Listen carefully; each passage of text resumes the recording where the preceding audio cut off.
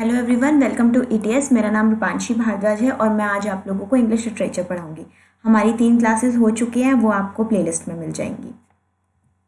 ये मेरी educational qualifications हैं। I have done BA in English from Delhi University, then I did my BEd from Maharshi Dayanand University, then I did my MA और मेरा seater भी qualify हो चुका है। तो आज हम पढ़ेंगे questions on types and forms of literature. अच्छा, हम लोगों ने types and forms of literature तो पढ़ लिया है प्रीवियस क्लास में। आपको प्लेलिस्ट में इसकी क्लास मिल जाएगी, आप वहाँ से देख सकते हैं। आज हम इसके क्वेश्चंस डिस्कस करेंगे जो कि मोस्ट इंपॉर्टेंट क्वेश्चंस हैं और जो प्रीवियस ईयर में मतलब पिछले साल आ चुके हैं। जितने भी आज तक डीएसएसबी और यूपीएससी एसएसबी के एग्जाम्स हुए हैं उनमें कहीं ना कहीं इस टॉपिक से क्वेश्चंस आए हैं, वो हमने यहाँ पे डिस्कस करने हैं आज। So the first question is what is a genre. अच्छा, जॉनरा क्या होता है? ये तो बेसिकली आप लोगों को पता ही होगा। अ type of recipe, a category of literature, a gendered story, a rhyming poem. तो क्या होता है जॉनरा? जॉनरा होता है अ कैटेगरी ऑफ लिटरेचर। अब देखो कितने टाइप के जॉनराज होते हैं।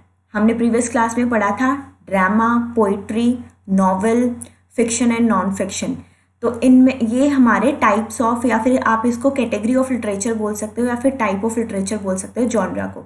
जैसे कुछ जॉनरा कॉमेडी, रोमांस और ये सब, हॉरर, थ्रिलर, ये सब जो होते हैं ये जॉनरा में आते हैं कि किस टाइप की लिटरेचर, मतलब किस टाइप का वर्क लिखा गया है। जैसे आपने वो पढ़ी है द कॉमेडी ऑफ एरर। अच्छा, ये मुझे आप कमेंट सेक्शन में बताइएगा द कॉमेडी ऑफ एरर किसने लिखी है और ये कौन से जॉनरा में आती है। तो इसका आंसर क्या है? इसका आंसर है answer number B, category of literature.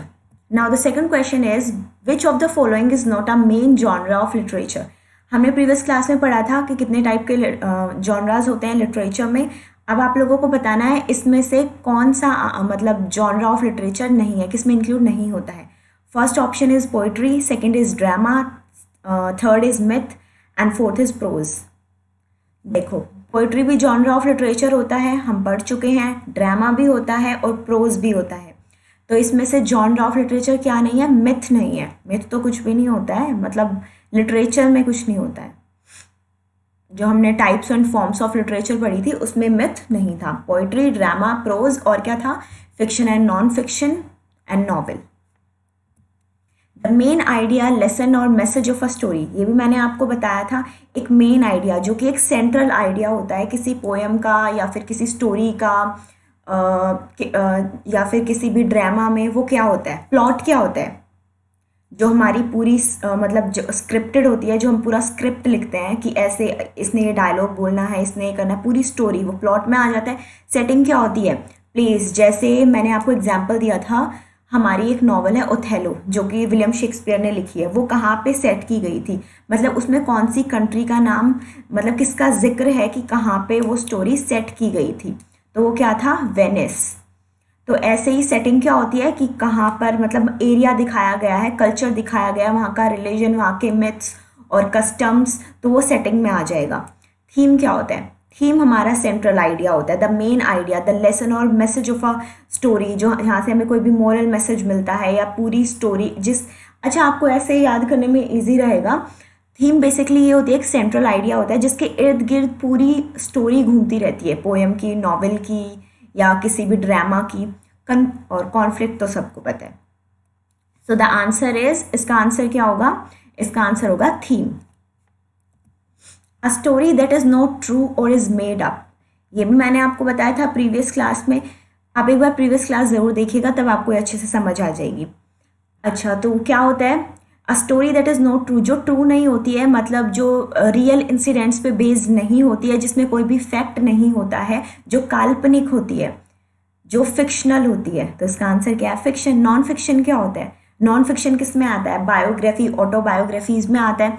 अब देखिए, जो नॉन फिक्शन है इसके सब जो इसका सब टॉपिक लगा लो या फिर इसका पार्ट लगा लो, वो क्या होगा फिक्शन का? बायोग्राफी एंड ऑटोबायोग्राफी, ये तो इसके पार्ट है नॉन फिक्शन के। नॉन फिक्शन में क्या आता है? एसेज आ गए, आर्टिकल्स आ गए, जो हमारा रियल फैक्ट्स के ऊपर बेस्ड होता है। किसी की बायोग्राफी आ गई। बायोग्राफी क्या होता है? जब हम किसी की स्टोरी के ऊपर लिखते हैं, किसी की लाइफ के बारे में लिखते हैं, रियल इंसिडेंट्स पे बेस लिखते हैं, जैसे MS धोनी हो गई, वो हमारी क्या है, बायोग्राफी है।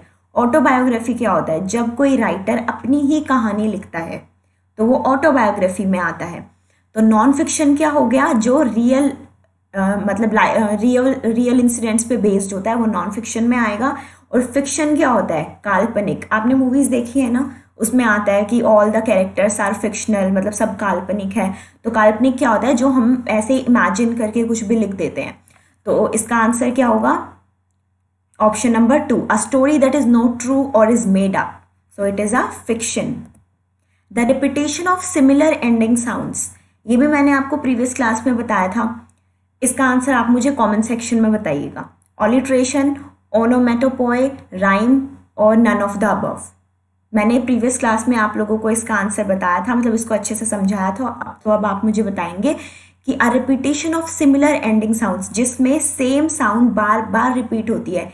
इनिशियल लेटर जो होगा ना, हमारी जो इनिशियल साउंड होगी किसी भी वर्ड की, वो बार बार रिपीट होगी एक फ्रेज में या फिर एक सेंटेंस में। तो वो ऑलिट्रेशन होता है, ओनोमेटोपोए होता है, या फिर राइम होती है। ये आप मुझे कमेंट सेक्शन में बताइएगा। Sixth question, a comparison of unlike things without using a word of comparison such as like or अच्छा, ये आप मुझे बताओ। ये भी मैंने प्रीवियस क्लास में बताया था। इसमें क्या होता है, जब हम कुछ भी कंपेयर करते हैं, किसी भी चीज़ का हम कंपैरिजन करते हैं, लेकिन उसमें हम ये वर्ड्स यूज़ नहीं करते, लाइक एज, ये हमें यूज़ नहीं करना है, सीधा कंपैरिजन हो रहा है। तो आप लोगों को मुझे बताना इसका आंसर क्या है। Option number A is metaphor, option number B is simile, option number C is personification, option number D none of the above. Simile मैंने प्रीवियस क्लास में बताया था, पर्सोनिफिकेशन भी मैंने प्रीवियस क्लास में बताया था। अच्छा, मेटाफर क्या होता है, इसकी हम अलग से क्लास लेंगे। ये क्या है, लिटरेरी डिवाइसेस हैं, इसकी मैं अलग से क्लास लूँगी, आप लोगों को ये अच्छे से क्लियर हो जाएगा। मेटाफर होता है जब हम किसी का कंपैरिजन किसी से करते हैं, लेकिन उसमें हम कोई भी कंपैरिजन वाले वर्ड्स यूज़ नहीं करते, लाइक एज, ये सब हम यूज़ नहीं करते हैं। तो इसमें जैसे हम कोई भी एग्जाम्पल ले सकते हैं मेटाफर का। जैसे मेटाफर हो गया, मैंने कहा, जैसे आपने सुना है ना, a life is a roller coaster. Life क्या होती है, एक रोलर कोस्टर की तरह होती है। तो इन्होंने क्या बोला, a life is a roller coaster. इन्होंने लाइक नहीं बोला, ना एज यूज़ किया है। अगर यहाँ पे लाइक यूज़ कर देते तो वो हमारा क्या होता, सिमिली होता। इसको ईजिली इंसान समझ सकता है, क्योंकि जहाँ पे लाइक या एज आएगा वो हमारा सिमिली होगा, जहाँ पे सीधा सेंटेंस होगा वो हमारा मेटाफर होगा। अच्छा, एक एग्जाम्पल और देती हूँ। It's raining cats and dogs, इसमें क्या है, it's raining cats and dogs. हमने ये नहीं बोला it's raining like cats and dogs, ऐसे तो नहीं बोला, हमने सीधा क्या बोला, it's raining cats and dogs. तो ये सीधा मेटाफर है, हमने कंपैरिजन किया रेन का कैट्स एंड डॉग से। आगे आपको समझ में, ये इजीली समझ में आ गया होगा। बहुत ही मतलब कॉमन सा एग्जाम्पल है। तो पर्सोनिफिकेशन क्या होता है, जब हम किसी नॉन लिविंग थिंग का कंपैरिजन करते हैं किसी लिविंग थिंग से। अब ज़रूरी नहीं है वो चीज़ नॉन लिविंग ही होगी, वो कोई एनिमल भी हो सकता है या फिर कोई नॉन लिविंग थिंग भी हो सकती है। उसका कंपैरिजन हम लिविंग बीइंग से कर रहे हैं, मतलब उसको उसके एट्रीब्यूट्स दे रहे हैं। ये भी मैंने प्रीवियस क्लास में बताया था, आप देखिएगा आपको समझ में आ जाएगा। बाकी लिटरेरी डिवाइसेस पे मैं एक क्लास लूँगी, आपको क्लियरली मतलब सब कुछ क्लियर हो जाएगा अच्छे से। कुछ मेन टॉपिक्स हैं इसमें जो एग्जाम में आते हैं, वो हम अलग से कर लेंगे। जैसे ओनोमेटोपोए हो गया, ये भी एग्जाम में आता है। मेटानिमी भी एग्जाम में आता है। मेटाफर, सिमिली, पर्सोनिफिकेशन, तो ये ना अलग अलग तरीके से बाइफरकेट कर रखे हैं। ये मैं आप लोगों को मतलब एक अलग से क्लास ले लूँगी, उसमें समझा दूंगी, आपको क्लियर हो जाएगा। तो इसका आंसर क्या होगा, metaphor. Option number A, a comparison of unlike things without using a word of comparison such as, like और एज। ठीक है। यूजिंग वर्ड्स और लेटर्स टू इमिटेट साउंड्स, ये भी मैंने प्रीवियस क्लास में बताया था। कोई भी वर्ड या लेटर का यूज करना to imitate sounds, using words और लेटर्स टू इमिटेट साउंड, जिसमें हमें साउंड का पता चल रहा है, इमिटेट कर रहे हैं हम साउंड को। जैसे ऑलिट्रेशन, ऑलिट्रेशन में क्या होगा, ऑलिट्रेशन में क्या होता है, जो फर्स्ट इनिशियल लेटर होता है किसी भी वर्ड का, वो बार बार रिपीट होता है एक ही लाइन या एक ही फ्रेज में। तो ये हमारा क्या होगा, ऑलिट्रेशन। जैसे इसका मैं एग्जाम्पल देती हूँ आपको, कोई भी एग्जाम्पल लगा लो। ऑल एडम एट नहीं, वैसे ही ठीक है। All Adam ate in evening is apples. तो क्या हो गया, ऑल एडम, ए बार बार रिपीट हो रहा है, आप इसको ऐसे भी चेंज कर सकते हैं, all Adam ate are apples and almonds, ऐसे भी कर सकते हैं। सब ए आ रहा है, फर्स्ट जो हमारा इनिशियल लेटर, जो इनिशियल साउंड है वो बार बार क्या हो रही है, रिपीट हो रही है, तो वो हमारा ऑलिट्रेशन में आएगा। सिमिली क्या होता है, अभी मतलब प्रीवियस क्वेश्चन में मैंने आपको बताया, सिमिली होता है जिसमें हम कंपैरिजन करते हैं और लाइक और एज हमारा यूज होता है। और एनोमोटोपॉय, ये भी मैंने आपको बताया था। ओनोमेटोपॉय क्या होता है, जिसमें कोई भी साउंड हम इमिटेट कर रहे हो, जैसे स्नेक हो गया, स्नेक की साउंड क्या होती है, हिस हिस, जिसमें कोई साउंड आ रही हो, तो ये हमारा ओनोमेटोपॉय हो गया। सिंपल है, जिसमें साउंड का पता चलेगा वो ओनोमेटोपॉय होगा। ओनो क्या होता है, ओनो is related to our air, ear से हमारा रिलेटेड होता है ओनो, तो इसका मतलब क्या है, साउंड से रिलेटेड हो गया। तो हिस स्नेक की वॉइस हो गई। और क्या होता है, वाटर की हो गई स्प्लैश, तो ये हमारा क्या होगा, ओनोमेटोपॉय में आएगा। तो इसका आंसर क्या होगा, आंसर नंबर सी, ओनोमेटोपॉय, क्योंकि ये किससे रिलेटेड है, ये हमारा साउंड से रिलेटेड है। ऑलिट्रेशन क्या होता है, रिपीटिशन ऑफ इनिशियल लेटर्स, जो बार बार रिपीटिशन हो रहा है कोई भी इनिशियल लेटर, मान लो एडम वाला बोला मैंने, तो उसमें सब में ए बार बार रिपीट हो रहा है। जैसे ये इधर था, क्या ऑप्शन, सॉरी एग्जाम्पल क्या था, all Adam ate in the evening are apples and almonds, तो हमारा ए बार बार रिपीट हो रहा है, तो वो ऑलिट्रेशन में आएगा। सिमिली क्या होता है, जिसमें हम कंपेयर कर रहे हैं, जिसमें लाइक और एज आता है। ओनोमेटोपॉय क्या होगा, जिसमें साउंड आएगी, जैसे हिस, स्प्लैश, तो ये आपको इजीली समझ में आ जाएगा। बस ये याद रखना, ओनो क्या है, ओनो किससे रिलेटेड है, हमारे ईयर से रिलेटेड है, तो ईयर साउंड, साउंड ईयर, ठीक है। A poem that generally has meter and rhyme, कोई भी पोएम जिसमें मीटर और राइम होता है। लिरिक, फ्री वर्स, नैरेटिव या नन ऑफ द अबव। अच्छा, फ्री वर्स क्या होता है, ये भी मैं एक अलग से क्लास लूँगी, उसमें आपको समझ में आ जाएगा। उसमें हम क्या डिस्कस करेंगे, मीटर, राइम और स्ट्रक्चर, हम ये सब उसमें डिस्कस करेंगे, आपको अच्छे से क्लियर हो जाएगा। ये आयम्बिक पेंटामीटर्स और ये जितने भी अलग टाइप के वो होते हैं ना, ये सब आपको मैं वहाँ पे समझा दूंगी। फ्री वर्स क्या होता है, जिसमें मीटर और राइम होती है। फ्री वर्स होता है जिसमें मीटर और राइम का यूज़ नहीं होता है, जिसमें ना कोई मीटर आएगा, ना कोई राइम आएगी, ना कोई स्ट्रक्चर्ड कोई सेंटेंस होगा पोएम में। सब कुछ उसके जो वर्ड्स होंगे, उसकी जो लाइंस होगी, स्टैंजाज होंगी, वो फ्री वर्ड्स होंगी। मतलब उसमें कोई भी ऐसे बोलते हैं ना, वेल स्ट्रक्चर्ड होना चाहिए, वेल स्ट्रक्चर्ड कुछ नहीं होगा, फ्री वर्ड्स होगा, कोई भी रिदम, कोई भी राइम नहीं होती है। लिरिक क्या होता है, लिरिक में मीटर और राइम होती है, एक स्ट्रिक्ट पैटर्न वो फॉलो करता है, या तो ए बी सी बी, ये मैं आपको समझा दूंगी, ये आपको आगे समझ में आ जाएगा। नैरेटिव क्या होता है, नैरेटिव एक लॉन्ग पोएम होती है जिसमें एक बेसिकली एक स्टोरी होगी आपके सामने, कैरेक्टर्स होंगे, प्लॉट होगा, सेटिंग होगी, वो हमारा नैरेटिव में आता है, अ लॉन्ग पोएम। तो इसका ऑप्शन होगा, इसका आंसर है a poem that generally has metre and rhyme, option number A, lyric. Lyric में क्या होता है, मीटर और राइम, एक स्ट्रिक्ट पैटर्न ये फॉलो करेगा, वेल स्ट्रक्चर्ड होगा।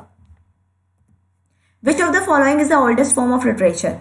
Now the next question is कि oldest form of literature क्या है। ये मैंने आपको प्रीवियस क्लास में ये क्वेश्चन आपसे पूछा था, इसका आंसर किसी ने मुझे नहीं दिया।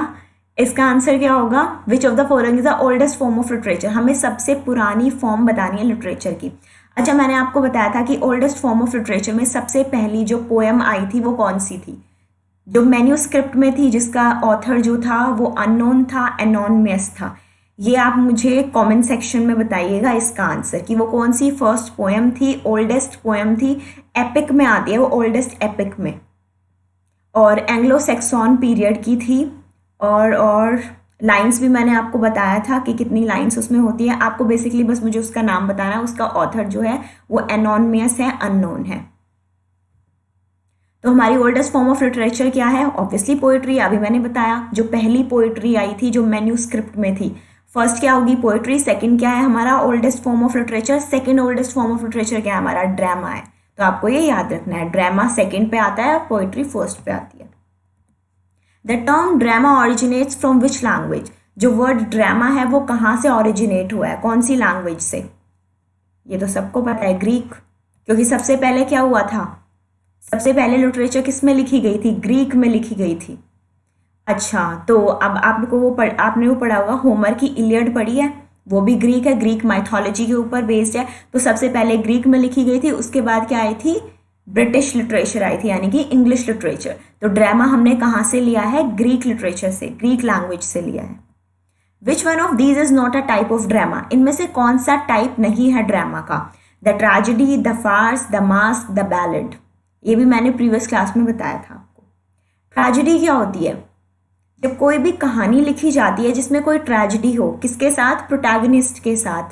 मतलब जो नॉवल या हीरो, जब या कोई भी हमारी नॉवल है, स्टोरी है, उसका जो प्रोटैगनिस्ट, जो हीरो होता है, उसके साथ कोई भी ट्रेजेडी होती है, तो वो हमारी टाइप ऑफ ड्रामा जो है वो ट्रेजेडी में आ जाएगा। मतलब उसका फॉर्म है ट्रेजेडी, जिसमें एक ट्रेजिक एंड हो रहा है। किसका एंड हो रहा है? हमारे प्रोटैगनिस्ट का एंड हो रहा है। जैसे विलियम शेक्सपियर ने ट्रेजेडी लिखी थी। कौन कौन सी ट्रेजेडी लिखी थी? विलियम शेक्सपियर ने कौन कौन सी ट्रेजेडी लिखी थी? HOLM,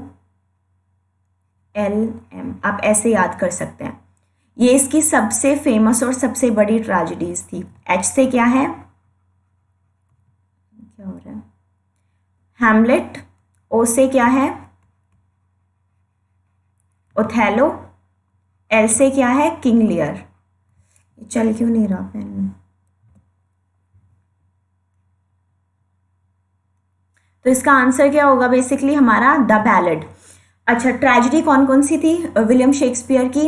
Hamlet, Othello, King Lear और मैकबेथ। एक्चुअली मुझसे पेन चल नहीं रहा है ठीक से। द फार्स। फार्स क्या होता है? ये एक टाइप होता है कॉमेडी का। किसका टाइप होता है? कॉमेडी का, जिसमें क्या होता है? एब्सर्ड स्टोरी होती है। जो प्लॉट होता है वो बिल्कुल एब्सर्ड होता है, मतलब कुछ समझ में नहीं आता है, बस ह्यूमरस होता है, बहुत फनी होता है। ये किस लिए बनाई जाती है? ये इसलिए बनाई जाती है ताकि ऑथर जो मतलब जो रीडर है उसको मतलब just to make them laugh, कि उनको हंसी आए, थोड़ा ह्यूमरस सा डाल देते हैं। एब्सर्ड स्टोरी होती है, बहुत ज़्यादा कैरेक्टर्स बहुत फनी होते हैं, वो फार्स में आता है। अच्छा, विलियम शेक्सपियर ने एक फार्स लिखा था, कौन सा था? The comedy of errors. ये आपने पढ़ा होगा, the comedy of errors William Shakespeare का है, तो वो फार्स में आता है। The mask. मास्क में क्या होता है? जो एक्टर्स होते हैं वो एक्चुअली मास्क्ड एक्टर्स होते हैं, मतलब वो मास्क पहन के मतलब प्ले को परफॉर्म किया जाता है मास्क में। पहले के टाइम पे ये बहुत ज़्यादा फेमस था कि मास्क पहन के प्ले होते थे, उनको थिएटर पे परफॉर्म किया जाता था। The ballad. बैलेड क्या होता है? बैलेड किसका टाइप है? बैलेड हमारा पोइट्री का टाइप है। मैंने आपको बताया था बैलेड क्या होता है, या तो सॉन्ग मतलब एक सॉन्ग की तरह होगा, एक पोएम होती है सॉन्ग की तरह होती है जिसमें म्यूजिक आपको लगेगा कि हाँ जैसे कोई म्यूजिक है, मतलब म्यूजिक जैसा साउंड करेगी वो आपको। बड़ी सी पोएम होती है, बैलेड फॉर्म मतलब सॉन्ग के टाइप में होती है और म्यूजिकल होती है, तो वो हमारा बैलेड होगा। तो इसका आंसर क्या है? Which one of these is not a type of drama. आपको ये बताना है कि इनमें से कौन सा ड्रामा का टाइप नहीं है। The ballad. बैलेड किसका टाइप है? पोइट्री का टाइप है। The tragedy, the farce, the masque, ये तीनों हमारे ड्रामा के पार्ट हैं, लेकिन जो बैलेड है वो हमारा पोइट्री का पार्ट है। A sonnet is a form of. अब सोनेट क्या होता है? ये तो सबको पता होगा सोनेट क्या होता है। 14 लाइन्स की पोएम होती है। पोइट्री, ड्रामा, नॉवल या प्रोज, ये तो मैंने आपको बता दिया है। Sonnet is a form of poetry. Poetry की फॉर्म होती है सोनेट। ये भी मैं आप लोगों को पढ़ाऊंगी तो आपको अच्छे से क्लियर हो जाएगा। आगे जितने भी हम स्ट्रक्चर्स पढ़ेंगे उसके पोइट्री के स्ट्रक्चर पढ़ेंगे, आयम्बिक, पेंटामीटर एंड ऑल, इसमें मैं आप लोगों को बता दूंगी कितने टाइप के सोनेट होते हैं। शेक्सपियरियन सोनेट होता है, पेट्रियार्कन सोनेट होता है, और भी बहुत सारे होते हैं, ये मैं आप लोगों को बता दूंगी। इनकी राइम स्कीम भी होती है, जैसे शेक्सपियर की हो गई A B C D E F G H, ऐसे मैं आपको बता दूंगी। ये आप लोगों को अच्छे से क्लियर हो जाएगा। शेक्सपियरियन सोनेट कंटेन्स आ गया। शेक्सपियरियन सोनेट में कितनी लाइन्स होती हैं? 14 लाइन्स होती हैं, अभी बताया। 14 लाइन्स का होता है हमारा शेक्सपियरियन सोनेट, और इसकी वो क्या होती है? राइम मतलब इसकी स्कीम क्या होती है, राइमिंग स्कीम, ये आप मुझे कमेंट सेक्शन में बताएंगे कि शेक्सपियरियन सोनेट जो 14 लाइंस की पोएम होती है उसकी राइम स्कीम क्या होती है। अभी मैंने पीछे बताया भी था A B B B C D D, मतलब इस टाइप से होती है, लेकिन आप मुझे कमेंट सेक्शन में बताएंगे इसकी सबसे डिफरेंट है। पेट्रियार्कन की फिर भी थोड़ी सी, मतलब उसकी तो थोड़ी सी अलग है। पेट्रियार्कन सबसे पहला सोनेट था। तो आप लोग मुझे बताएंगे शेक्सपियरियन सोनेट में कितनी लाइंस होती हैं और उसकी राइमिंग स्कीम क्या होती है। The mystery plays deal with, अब जो मिस्ट्री प्लेज होते हैं वो क्या होते हैं। 3 टाइप के प्ले होते हैं, कौन कौन से, मिस्ट्री, मिरेकल और मोरालिटी प्लेज। अब यहाँ पे क्वेश्चन है मिस्ट्री प्लेज क्या होते हैं। मिस्ट्री प्लेज हमारे होते हैं बिब्लिकल थीम, जो हमारे बिब्लिकल थीम पे बेस्ड होते हैं, जो बाइबल की थीम होती है उस पे बेस्ड होते हैं। साल्वेशन, सिन, फेथ, ट्रस्ट, जो इन पे बेस्ड होते हैं बिब्लिकल थीम्स पे, वो हमारे मिस्ट्री प्लेज में आते हैं। मोरल वैल्यूज जिसमें होती हैं वो क्या होती है, मोरालिटी प्लेज। बोलने से ही पता चल रहा है, मोरल, मोरालिटी। तो morality plays based on moral values. The life and deeds of the saints, अच्छा ये वाला बताओ मुझे, ये भी आप मुझे, नहीं चलो ये तो मैं ही बता देती हूँ। The life and deeds of the cents, ये किस में होता है, मिराकल प्लेज में, जिसमें लाइफ और डीड्स यानी कि सेंट्स ने जितने भी काम किए थे और जो भी उन लोगों ने किया था, उनकी गुड डीड्स, उनकी बैड डीड्स, ये सब किस में आती हैं, ये हमारी आएंगी मिराकल प्लेज में। और बिब्लिकल थीम्स मिस्ट्री प्लेज में, मोरालिटी प्लेज में हमारी मोरल वैल्यूज आती हैं। और हेवन एंड हेल ये किस में आता है, ये आप मुझे कमेंट सेक्शन में बताइएगा। Which is suppose to be the first regular tragedy in English, ये मैंने प्रीवियस क्लास में क्वेश्चन पूछा था आप लोगों से। फर्स्ट ट्रेजिडी कौन सी है इंग्लिश लिटरेचर में, ये क्वेश्चन डीएसएसबी में भी आ चुका है और यूपीएससी एसएसबी के एग्जाम में भी आ चुका है और अलग जो स्टेट लेवल पे टीचिंग एग्जाम्स होते हैं उनमें भी आ चुका है। मोस्ट इंपॉर्टेंट क्वेश्चन है, बहुत बार आया है, पर आप लोगों को पता होना चाहिए। गॉरबुडाक, इसका आंसर है गॉरबुडाक। ये हमारी क्या थी, फर्स्ट ट्रेजिडी थी इंग्लिश लिटरेचर में। और ये किसने लिखी थी, गॉरबुडाक किसने लिखी थी,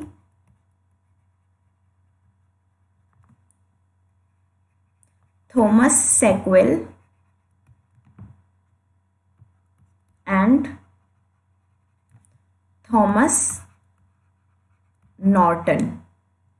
Thomas Sackville and Thomas Norton ने लिखी थी गॉरबुडाक। तो इसका आंसर क्या होगा हमारा, गॉरबुडाक।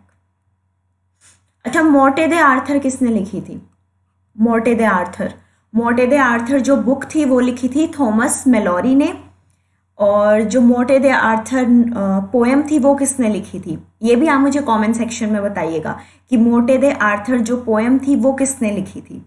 2 हैं ये, इसमें कंफ्यूज नहीं होना है, एक तो बुक है और एक हमारी क्या है, एक पोएम है। बुक मतलब एक नॉवल है। मोर्टे दे आर्थर किसने लिखी थी, जो बुक थी वो किसने लिखी थी, थॉमस मेलोरी ने लिखी थी, सर थॉमस मेलोरी। लेकिन मोर्टे दे आर्थर जो हमारी एक पोएम है वो किसने लिखी थी, ये आप मुझे कमेंट सेक्शन में बताइएगा। ट्रॉयलस एंड क्रेसीड, अब ये देखिए ट्रॉयलस एंड क्रेसीड ये किसने लिखी थी, ये हमारी लिखी थी चौसर ने। जॉफ्री चौसर का नाम तो आप लोगों ने सुना होगा, father of English literature, Geoffrey Chaucer, इन्होंने लिखी थी ट्रॉयलस एंड क्रेसीड। अब ऐसी ही एक और है जिसका नाम है ट्रॉयलस एंड क्रेसिडा, इसमें भी कंफ्यूज नहीं होइएगा। ट्रॉयलस एंड क्रेसिडा लिखी थी विलियम शेक्सपियर ने, लेकिन ट्रॉयलस एंड क्रेसीड किसने लिखी थी, चौसर ने लिखी थी। तो आपको ये याद रखना है। रॉयस्टर डॉयस्टर, इसका भी नाम आपने सुना होगा, राल्फ रॉयस्टर डॉयस्टर। ये हमारी क्या है, ये हमारी फर्स्ट रेगुलर कॉमेडी है। ये गॉरबुडाक क्या थी, हमारी रेगुलर ट्रेजेडी थी और जो हमारी कॉमेडी थी, फर्स्ट कॉमेडी।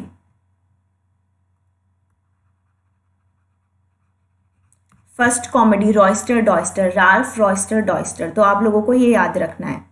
ये हमारी किसने लिखी थी, थॉमस मेलोरी। गॉरबुडाक किसने लिखी थी, Thomas Sackville and Thomas Norton. Troilus and Cressida ये हमारी लिखी थी चौसर ने। एंड ट्रॉयलस एंड क्रेसीड हमारी चौसर ने लिखी थी एंड ट्रॉयलस एंड क्रेसिडा हमारी शेक्सपियर ने लिखी थी। How many constituent parts are there in a tragedy according to Aristotle. अब जो अरिस्टोटल थे उनके अकॉर्डिंग कितने हमारे पार्ट्स होते हैं एक ट्रेजिडी में, कितने पार्ट्स होते हैं ट्रेजिडी के? 6 पार्ट्स होते हैं। और वो कौन कौन से होते हैं? हमारा प्लॉट हो गया, और क्या होगा? कैरेक्टर्स हो गए, स्पेक्टिकल्स हो गए, आई मीन स्पेक्टिकल हो गया, स्पेक्टिकल मतलब ऑडियंस, और क्या होंगे? 3 तो ये हो गए। 3 आप मुझे कमेंट सेक्शन में बताएंगे। प्लॉट, कैरेक्टर्स एंड स्पेक्टिकल और हमारा क्या होगा? म्यूजिक हो जाएगा, मतलब राइम वगैरह हो जाएगी। ट्रेजेडी में भी तो होता है, एक वेल स्ट्रक्चर्ड होती है, डायलॉग्स होते हैं, तो वो हमारा किस में आएगा? सेटिंग भी आएगी हमारी। और क्या होगा? अब एक बच गया, वो आप मुझे किस में बताएंगे? कमेंट सेक्शन में बताएंगे। अच्छा, आप लोगों का ये क्वेश्चन है, आप मुझे बताएंगे ट्रेजेडी में तो राइम होती ही नहीं है, तो ये हमारा पार्ट क्यों होगा ट्रेजेडी का? ये आप मुझे कमेंट सेक्शन में बताइएगा कि ट्रेजेडी में तो राइम होती ही नहीं है, तो ये हमारा ट्रेजेडी का पार्ट कैसे हुआ? आप मुझे कमेंट सेक्शन में बताइएगा। In which year was the Globe theatre built? अब ग्लोब थिएटर कौन से ईयर में बनाया गया था? किसने बनाया था? कब ये रीबिल्ट हुआ था और कब ये बंद कर दिया गया था? इस पे बहुत ज़्यादा क्वेश्चंस पूछे गए हैं और बहुत बार आया, घुमा फिरा के पूछते हैं कि ग्लोब थिएटर किसने बनाया था, कब पहली बार ये बना था, कब ये बंद हो गया था और क्यों बंद हुआ था, और ये दोबारा कब बनाया गया था। अच्छा, ग्लोब थिएटर था किसका? ग्लोब थिएटर था विलियम शेक्सपियर का। ग्लोब थिएटर विलियम शेक्सपियर का था। और ये कब बनाया गया था? In which year was a Globe theatre built? 1599। इसका आंसर है डी, 1599 में ग्लोब थिएटर बनाया गया था। और आप लोगों को याद रखना है 1612 में ग्लोब थिएटर जो था वो पूरा डिमोलिश हो गया था, जल गया था। और कैसे जला था? जो हेनरी 8 की परफॉर्मेंस के दौरान इसमें आग लग गई थी। जो कैनन होती है, कैनन से इसमें आग लग गई थी ग्लोब थिएटर में और ये जल गया था हेनरी 8 की परफॉर्मेंस के टाइम। हेनरी 8 किसने लिखी है? विलियम शेक्सपियर ने लिखी है। और ग्लोब थिएटर किसका था? विलियम शेक्सपियर का था।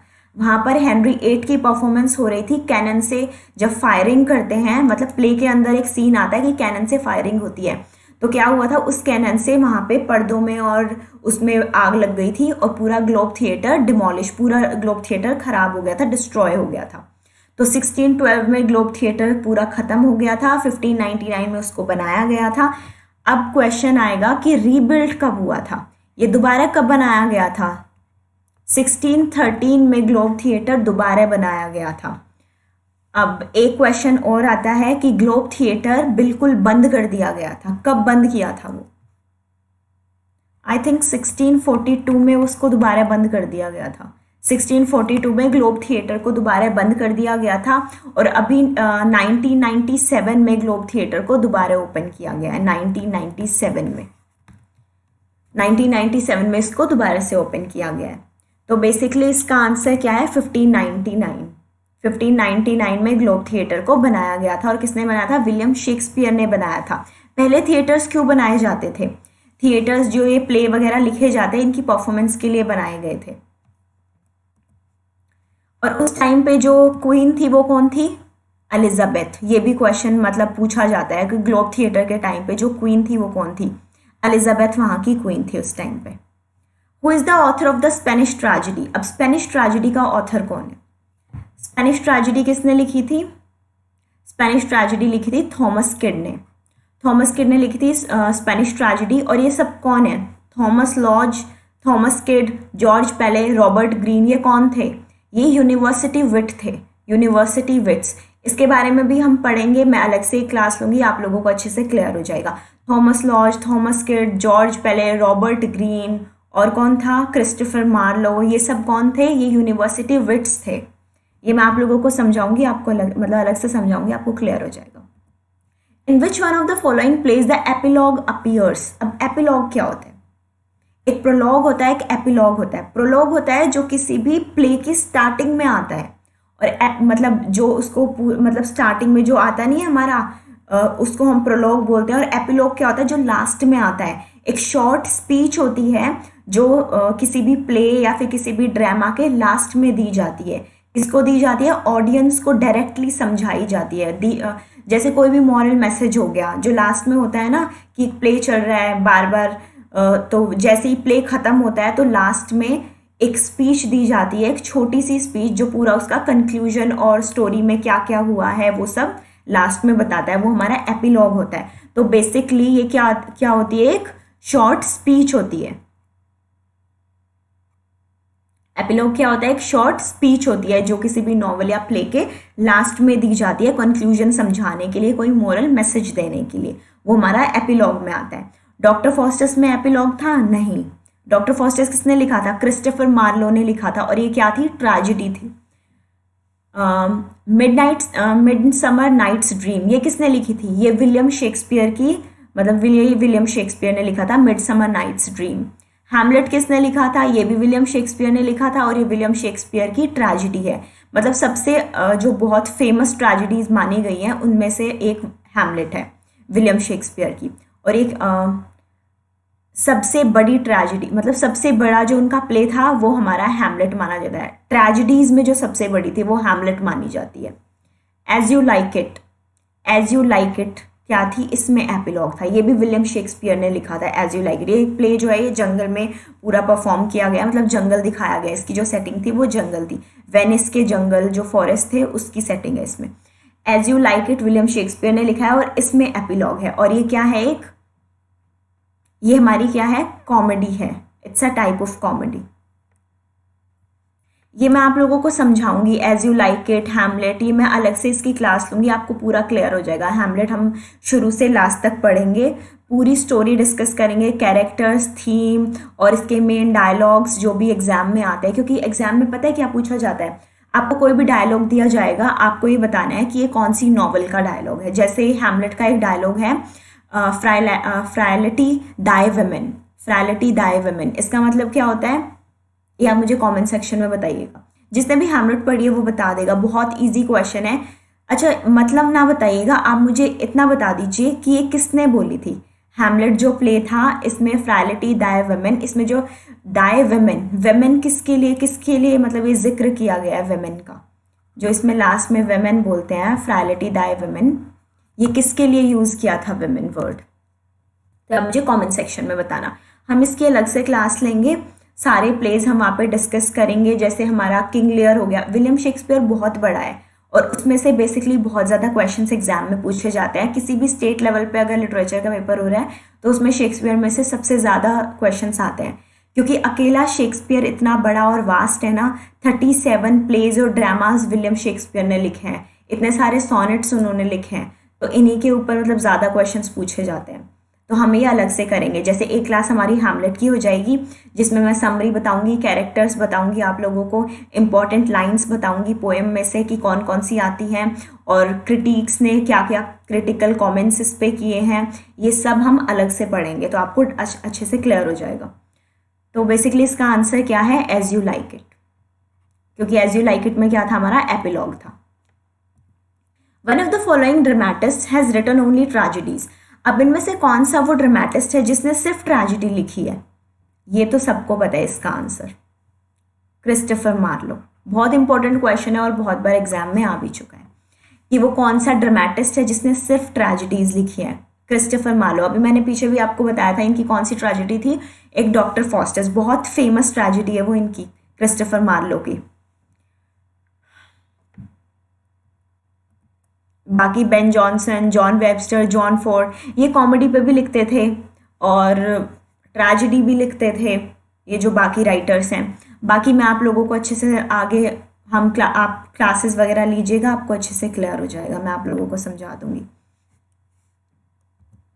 तो ये हमारे 20 क्वेश्चंस थे, आई होप आप लोगों को समझ में आए होंगे, और जिसको समझ नहीं आया है वो प्रीवियस क्लासेस ले लीजिएगा, आपको अच्छे से क्लियर हो जाएगा, प्लेलिस्ट में आपको क्लासेस मिल जाएंगी। ये हमने रिवीजन किया है कौन सी क्लासेस का, जो अभी हमने प्रीवियस क्लास पीछे जो क्लास ली थी, लास्ट जो हमारी क्लास थी उसमें मैंने आप लोगों को समझाया था ड्रामा, पोइट्री और नॉवल और इनके एलिमेंट्स और मतलब इन सब चीज़ों के बारे में बताया था, उन्हीं के ऊपर हमने आज रिविजन क्लास लिया 20 क्वेश्चंस की। अच्छा ये आप लोगों का होमवर्क है, founders and fathers in literature. Father of criticism, father of criticism किसको कहा जाता है? फादर ऑफ इंग्लिश लिटरेचर कौन थे? Father of English poetry, the father of lake school of poetry and lake poets किसको बोला जाता है? ये आप मुझे कमेंट सेक्शन में बताइएगा कि इसका आंसर क्या है। बाकी नेक्स्ट क्लास में मैं आप लोगों को इसका आंसर बता दूंगी। और ये हमारी कुछ क्लासेस होती हैं ETS ऐप पे, तो आप ज़रूर आइएगा। 7 बजे पेड बैच होता है ETS ऐप पर। ETS ऐप आप प्ले स्टोर से डाउनलोड कर सकते हैं, उसका लिंक आपको डिस्क्रिप्शन बॉक्स में मिल जाएगा। इस पे मॉक टेस्ट भी होते हैं, क्विज भी होते हैं, और सर की पेड क्लास भी मतलब एक पेड क्लास चल रहा है सर का, इस पर पेड बैच चल रहा है, वो भी आप ले सकते हैं। उसमें सर ग्रामर पढ़ा रहे हैं, और जितने भी टीचिंग एग्जाम में ग्रामर आती है वो भी है, SSC लेवल की ग्रामर भी है, तो आप वहाँ से उनका पेड बैच भी खरीद सकते हैं। ETS ऐप आप डाउनलोड कर लीजिएगा प्ले स्टोर से।